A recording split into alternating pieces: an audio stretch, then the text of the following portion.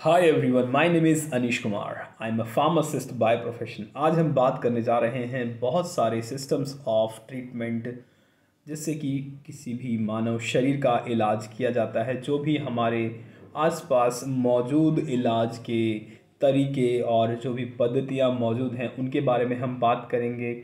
और कुछ ऐसी पद्धतियाँ हैं जो कि ऑफिशियली मतलब डिक्लेयर नहीं की गई है कि वो इलाज करने की पद्धतियाँ हैं, लेकिन मेरा मानना यह है कि उन पद्धतियों से भी मरीज ठीक होते हैं, तो मैं उनका ज़िक्र भी आज करूँगा। तो जब सबसे पहले शुरुआत करते हैं, हम जानते हैं कि शरीर में क्या क्या समस्याएं या गड़बड़ियां होती हैं। देखिए, शरीर में दो तरह की चीज़ें होती हैं। या तो शरीर के कोई भी अंग, कोई भी हिस्सा, जो भी ऑर्गन जिसे कह सकते हैं आप, for example heart, kidney, liver और भी बहुत सारे ऑर्गन्स हैं, वो अगर सही से काम नहीं कर पा रहे हैं तो उसको एक तरह से उसके शरीर की गड़बड़ी ही कहते हैं। और अगर कोई इन्फेक्शन, बाहर से कोई इन्फेक्शन लग गया है या किसी बैक्टीरिया, फंगाई या फिर वायरस की वजह से कोई गड़बड़ी है, तो उसको हम बीमारी या डिजीज़ भी कहते हैं। शरीर में दो तरह की चीज़ें होती हैं, एक डिज़ीज़ और दूसरा डिसऑर्डर। तो डिसीज़ जो होती है वो किसी भी तरह के बैक्टीरिया, फंगाई, वायरस, प्रोटोजोआ या किसी और माइक्रो ऑर्गेनिजम्स की वजह से शरीर हमारा गड़बड़ हो जाता है, तो उसको हम डिजीज़ कहते हैं। शरीर में कुछ तरह की जैसे एक्टिविटीज़ ठीक से नहीं हो पा रही, सुचारू रूप से काम नहीं कर पा रहा हमारा शरीर, तो उसको शरीर की गड़बड़ियाँ यानी डिसऑर्डर भी कह देते हैं। तो जानते हैं कि कौन कौन से तरीके हैं जो भी आपकी मतलब शरीर में कोई गड़बड़ी है या फिर कोई बीमारी है, तो उनको इलाज करने के लिए हमारे समाज में, हमारे आसपास कौन कौन से तरीके हैं इलाज के। तो सबसे पहला तो एलोपैथिक मेडिसिन्स के बारे में तो आप जानते ही होंगे और आपने बहुत बार इस्तेमाल की होंगी। तो सबसे पहला तो यही पद्धति है कि एलोपैथिक मेडिसिन से हम इलाज कर सकते हैं। दूसरा हम बात करते हैं कि इसके अलावा आयुर्वेदा है, जो कि आयुर्वेदिक दवाइयाँ जिसमें हम इस्तेमाल करते हैं। कहा जाता है कि आयुर्वेदिक दवाइयों के फ़ायदे यदि नहीं होंगे तो नुकसान भी नहीं होते हैं, क्योंकि वो बहुत ही मतलब धीरे धीरे असर दिखाती हैं। तो ये दूसरा तरीका हो गया आयुर्वेदा। इसके अलावा होम्योपैथी, जिसमें अल्कोहल बेस यूज़ किया जाता है, उसके अंदर एक्सट्रैक्ट बेसिकली करते हैं जो भी क्रूड ड्रग, यानी कि कोई दवाई जो होती है, कच्ची कच्ची दवाई होगी तो उसको एक्सट्रैक्ट करके उस अल्कोहल में एक्सट्रैक्ट किया जाता है और ड्रॉप की फॉर्म में या फिर छोटी छोटी मीठी गोलियों की फॉर्म में उसको पेशेंट को दिया जाता है, जिससे कि वो बीमारी ठीक करते हैं। इसके अलावा और भी पद्धतियाँ जैसे सिद्धा, यूनानी और नेचुरोपैथी, इस और भी बहुत सारी तरह के ट्रीटमेंट्स हैं। तो आज हम जो बात करेंगे कुछ ऐसे ट्रीटमेंट की जो कि साइंटिफिकली प्रूवन नहीं है, लेकिन जो यूज़र है, एंड यूज़र जो भी इस्तेमाल करते हैं उस पद्धति को, वो कहते हैं कि उनको उससे आराम मिलता है। तो क्यों ना उसको थोड़ा सा एनालाइज किया जाए। फॉर एग्ज़ाम्पल, किसी को, पेशेंट को कोई दर्द हो रहा है, तो हमने एलोपैथिक मेडिसिन दी, उसके शरीर में जाके उस मेडिसिन ने काम किया और उस दर्द में उसे आराम मिल गया। तो वो आराम मिल गया या नहीं मिला, वो तो वही बताएगा ना जिसने वो दवाई खाई है। यदि उसको आराम मिला होगा तभी तो वो कहेगा ना कि मुझे आराम मिला है। यदि उसे आराम नहीं मिला होगा तो वो कहेगा मुझे आराम नहीं मिला है। तो इसी प्रकार से एलोपैथी, आयुर्वेदा, यूनानी, सिद्धा और जितनी भी तरह की सिस्टम्स ऑफ मेडिसिन हैं, वो मरीज को अगर असर दिखाते हैं तो वो कहते हैं कि हमें आराम मिल गया है। लेकिन एक जो ऐसा सिस्टम है, एक जो ऐसा तंत्र है जिसको हम लोग मतलब नज़रअंदाज कर देते हैं, मेडिकल साइंस उसको पूरी तरह से एक नेगलेक्ट करती है, वो है भक्ति भाव। यानी कि जो भी भगवान की पूजा करते हैं, परमात्मा की पूजा करते हैं, ईश्वर, अल्लाह, वाहिगुरु और जितने भी मतलब से माइथोलॉजी कहा जाता है, रहस्यमयी चीज़ें हैं, उनसे भी लोग ठीक होते हैं। मैंने खुद ऑब्ज़र्व किया है और अपनी इस कैरियर में तकरीबन मुझे 8 साल से ज़्यादा हो गए हैं इस मेडिकल फील्ड में। मैं फार्मासिस्ट हूँ और बहुत एक्सपीरियंस है मुझे इस मेडिसिन की फील्ड में, और मैंने दवाइयाँ डिस्पेंस करी हैं। तो मैंने ये पाया है कि जो लोग बिलीव करते हैं कुछ चीज़ों में, तो उनको मेडिसिन्स बहुत अच्छे से काम करती है, और जो लोग बिलीव नहीं करते हैं तो उनको नहीं काम करती। मैं दवाइयों की बात कर रहा हूँ, अभी मैं भगवान पे नहीं जा रहा हूँ। तो अगर हम दवाइयों को इस तरह से उनको देते हैं, थोड़ा सा कन्विंस करके या समझा के कि बहुत ही बेहतरीन दवाइयाँ हैं, तो अगर उनका मन कहता है कि हाँ ये दवाइयाँ सच में अच्छी हैं, तो वो ठीक हो जाते हैं साइकोलॉजिकली। सीरियसली मैंने ये ऑब्जर्व किया है कि आप एक पेशेंट को काउंसलिंग करके दो और एक पेशेंट को आप विदाउट काउंसलिंग ऐसे ही दो, तो उसमें डिफरेंस दिख जाता है इम्प्रूवमेंट में। तो इस तरह से और कुछ जो बीमारियां होती हैं जो कि इन सब चीज़ों से ठीक नहीं हो पाती, एलोपैथी, आयुर्वेदा, सिद्धा, यूनानी, इन चीज़ों से ठीक नहीं हो पाती, स्पेशली जो मेंटल डिसऑर्डर्स होती हैं। तो उन डिसऑर्डर्स को मैंने बहुत ही मतलब तेज़ी से ठीक होते हुए देखा है जब वो किसी बाबा या फिर इस तरह की कोई तांत्रिक या और कहीं पे जाते हैं, तो उनको रिकवरी रेट जो है वो फास्ट होता है। लेकिन अगर वही कोई सीरियस कंडीशन होती है, डिसीज़ या कोई डिजीज़ या डिसऑर्डर होती है, कोई इन्फेक्शन होता है, तो वो उस कंडीशन में वहाँ पे उस केस को ख़राब कर देते हैं, डेफिनेटली वो ख़राब कर देते हैं। तो इसीलिए कुछ कंडीशंस हैं जो हमें आइडेंटिफाई करनी होगी, जो कि उन चीज़ों से ठीक हो जाती हैं। तो उसको आइडेंटिफाई करके हमें जैसे हम मनोवैज्ञानिक या फिर साइकोलॉजिस्ट के पास हम रेफ़र करते हैं, इस तरह से ये लोग भी उन चीज़ों को ठीक करते हैं, तो हमें इसको मानना पड़ेगा। तो जो कुछ शक्तियाँ हैं तो उनको हमें मानना ही पड़ेगा, क्योंकि वो भी ठीक करती हैं। तो ऐसे ही अब बात करते हैं कि भगवान की, तो कुछ बीमारियां हैं जैसे कि कुछ मेंटल डिसऑर्डर्स हैं। फॉर एग्ज़ाम्पल आपका किसी भी काम में मन नहीं लग रहा है, या फिर कुछ सीखने की इच्छा ख़त्म हो सकती है, जैसे डिसलेक्सिया है, और भी इस तरह की बहुत सारी कंडीशंस हैं जो कि न्यूरॉन से रिलेटेड हैं, जो कि नर्वस सिस्टम आपका ब्रेक डाउन हो जाता है, या फिर आप डिप्रेशन में जाते हैं, और एंजाइटी है। इस तरह की प्रॉब्लम्स जो हैं वो आपको मतलब पूजा पाठ और वो सब चीज़ें करके ही मिलेंगी। जो भी फॉर एग्ज़ाम्पल मैं अगर बात करूँ मंत्रों की, तो मंत्र जो है वो बहुत ही बेहतरीन चीज़ है।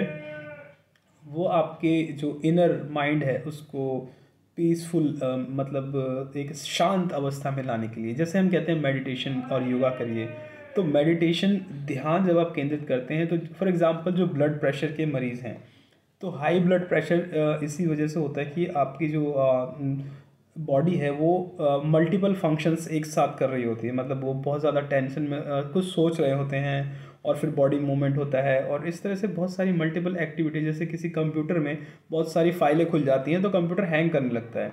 तो ऐसे ही जब भी बीपी हाई होता है तो शिवरिंग होती है बॉडी में, और स्वेटिंग होती है, इस तरह से बहुत सारी एक्टिविटी होती हैं। तो इस तरह से ब्लड प्रेशर को आप कंट्रोल करने के लिए आपको मेडिटेशन यानी कि ध्यान की ज़रूरत पड़ती है। तो ध्यान आप मतलब एक शांत कमरे में बैठ के कर सकते हैं, या फिर आप ध्यान कहीं पे भी कर सकते हैं। ज़रूरी नहीं कि आपको शांत कमरा चाहिए। जैसे मंदिर में जाते हैं वहाँ शोर होता है, लेकिन ध्यान का मतलब क्या होता है कि आप फोकस्ड है किसी चीज़ पे, आपका जो ध्यान है वो बाकी चीज़ों से हट करके कहीं एक जगह पर केंद्रित हो गया है। जिससे होगा क्या, आपकी जो मल्टीपल फाइल्स जो ओपन थी वो सारी फाइलें एक तरह से बंद हो जाएंगी। जैसे कंप्यूटर में हम एंटीवायरस डालते हैं, तो एंटीवायरस क्या करता है कि जो आपकी मेन फाइल है बस उसको एक्टिव रखता है, बाकी जितनी भी बैकग्राउंड में एप्लीकेशंस होती हैं उनको वो शट डाउन कर देता है, और जितने भी केच होता है और जो भी चीज़ें अनवांटेड सॉफ्टवेयर्स होते हैं, स्पाईवेयर्स होते हैं, मालवेयर्स होते हैं, उन सबको डिलीट कर देता है। तो इस तरह से आपका माइंड भी सिमिलरली कंप्यूटर की तरह से काम करता है। आपकी जो फाइल्स होती हैं वो मल्टीपल फंक्शंस कर रही होती हैं, जिससे आपका सिस्टम हैंग होने लगता है। क्योंकि ब्रेन जो है ये एक ऑपरेटिंग सिस्टम है, इस सेंट्रल प्रोसेसिंग यूनिट कह सकते हो आप। जो भी मेन यहाँ से कमांड आती है वो पूरे शरीर में जाती है, तो वो कमांड जो है वो शरीर में जा रही है, तो वो अगर मेन ब्रेन में ही अगर गड़बड़ी हो जाएगी तो आपकी बॉडी तो जाहिर सी बात है कि वो गलत एक्टिविटीज़ करने लग जाएगी, शिवरिंग होगी, इस तरह से मतलब ट्रबल में आ जाएगी, एक तरह से आप परेशान रहेंगे। तो आपका जो ब्रेन है वो एक तरह से उसको शांत रखना ज़रूरी है। तो मेंटल पीस के लिए आपको जो दवाइयाँ दी जाएंगी वो टेम्परेरी होंगी, लेकिन क्या होता है कि जब आप प्रेयर करते हैं, जब आप मेडिटेशन करते हैं, आप ध्यान करते हैं, तो आपको क्या होगा कि जो नेचुरली हमारी बॉडी जो है वो हॉर्मोन्स रिलीज़ करती है। वो हॉर्मोन्स जो रिलीज़ होते हैं उसके बाद जो आपका माइंड है तो वो एक्टिव हो जाता है। फॉर एग्ज़ाम्पल आप चाहते हैं कि आप किसी चीज़ में ध्यान लगाएं, या फिर आप कोई रेस जीतना चाहते हैं फॉर एग्ज़ाम्पल, तो आप दौड़ के प्रैक्टिस कर रहे हैं, लेकिन क्या होगा, आपका माइंड बिल्कुल 100% फोकस होना चाहिए उस रेस को जीतने के लिए और दौड़ने के लिए। तो एक हार्मोन कह लीजिए या फिर एक न्यूरोट्रांसमीटर कह लीजिए तो एड्रेनलिन नाम का एक एक लिक्विड होता है, लिक्विड कह लीजिए या फिर कोई न्यूरोट्रांसमीटर कह लीजिए। तो एक पदार्थ होता है जो हमारे शरीर में निकलता है, तो वो एक्टिविटी को बहुत तेज़ कर देता है। तो वो अगर आप देखो एक्सटर्नल दवाइयों से लेंगे तो वो इस तरह से नहीं काम करेगा, लेकिन जब तक बॉडी खुद को नहीं बनाएगी ना, तब तक वो नेचुरली आप उस चीज़ को अचीव नहीं कर पाएंगे। तो आप जब ध्यान फोकस करते हैं तो नेचुरली आपकी बॉडी एड्रेनलिन रिलीज़ करती है और आपका माइंड एक्टिव हो जाता है और बॉडी को एक्टिव कर देता है, क्योंकि वो जब रिलीज़ हुआ तो उसके बाद पूरी बॉडी में आपको सनसनाहट सी महसूस होगी और आपका ध्यान बिल्कुल केंद्रित हो जाएगा। तो इसी तरह से जब आप ध्यान करते हैं तो आप बिल्कुल एकदम फोकस्ड रहते हैं, आप कंसंट्रेट करते हैं किसी एक पर्टिकुलर चीज़ पे जो कि आपको अचीव करनी है। तो मेडिकल साइंस में कोई दवाई नहीं है जो आपको कामयाबी के लिए कोई कि हम आपको मेडिसिन दे दें। हम बॉडी की जो से रिलेटेड जो चीज़ें हैं, कोई गड़बड़ियाँ हैं तो उसको हम ख़राब होने से बचा सकते हैं, सिर्फ बॉडी को ठीक नहीं करते हैं। ये भी बात ध्यान रखना, एक फैक्ट मैं आपको बता रहा हूँ कि शरीर को कोई भी दवाई ठीक नहीं करती है, शरीर को ख़राब होने से बचाती है। शरीर अपने आप को खुद ठीक करता है। अब ये मेडिकल साइंस को भी नहीं पता है कि शरीर खुद को कैसे ठीक करता है, बस हम उस प्रोसेस को समझ सकते हैं कि हाँ इस तरह से ये काम करता है। पर वो क्यों होता है इसका रहस्य तो खैर किसी को नहीं पता, वो तो प्रकृति की बनाई हुई चीज़ें हैं। क्यों होता है का जवाब नहीं है, लेकिन कैसे होता है हम ये ज़रूर बता सकते हैं। पूरे प्रोसेस को बता देंगे कि किस तरह से छोटी छोटी चीज़ें हो रही हैं, क्या क्या होता है, लेकिन क्यों होता है इसका जवाब किसी के पास नहीं है। तो जो फैक्ट मैंने आपको बताया कि शरीर जो है वो खुद को ठीक कर लेता है, हम कोई भी दवाई देके किसी को ठीक नहीं करते हैं, हम बस उस चीज़ को ख़राब होने से बचाते हैं, चाहे वो एंटीबायोटिक्स हो या कुछ भी हो। तो शरीर में जो भी गड़बड़ियाँ होती हैं ना, उसको हम बस रोकते हैं कि शरीर ख़राब ना हो, शरीर खुद को ठीक कर लेता है दरअसल, बेसिकली, है ना।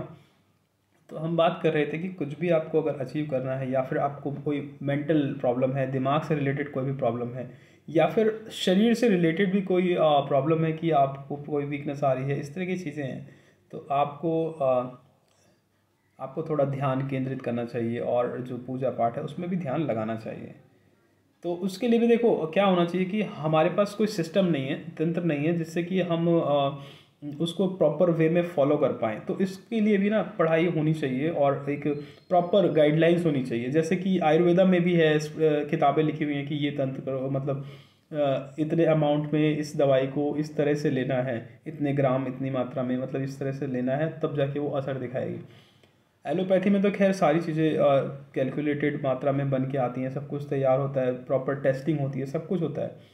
तो इस तरह से जो भी माइथोलॉजिकल चीज़ें जिन्हें हम बोलते हैं उनकी भी ना प्रॉपर टेस्टिंग होनी चाहिए, मतलब लोगों पे कि कितने लोगों पे असर हो रहा है, उसको साइंटिफिकली हमें ना उसको मतलब लिखित रूप में उसको प्रमाणित करना चाहिए, क्योंकि ये सच है कि देखो इसमें कोई झूठ वाली बात नहीं है। एक दो व्यक्ति बेवकूफ़ हो सकते हैं, लेकिन पूरी दुनिया बेवकूफ़ नहीं हो सकती जो उस चीज़ को मान रही है। तो इसको डॉक्यूमेंटेड करना ज़रूरी है कि भाई देखो, अगर आप फॉर एग्ज़ाम्पल आपको कोई काम, किसी कार्य की सिद्धि के लिए गायत्री मंत्र को बोलना है फॉर एग्ज़ाम्पल 108 बार, तो 108 बार अब उसको रिजल्ट देखेंगे ना कितने लोगों पर उसने असर किया।